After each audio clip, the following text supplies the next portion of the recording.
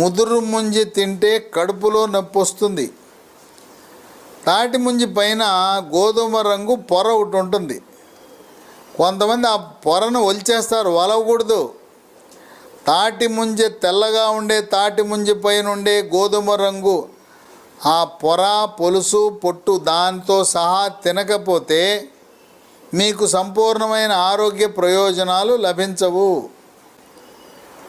ఈ తాటి ముంజలు మనకి ప్రకృతి ప్రసాదించిన వరం.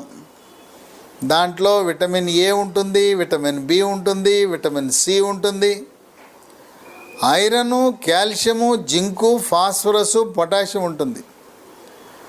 తాటి ముంజలు తిన్న తర్వాత మన పెద్దలు, పూర్వీకులు, తాత, అమ్మమ్మ, నాయనమ్మలు ముంజలు తిన్న తర్వాత ఒక ఆవకాయ, మామిడికాయ ముక్క తినమంటారు.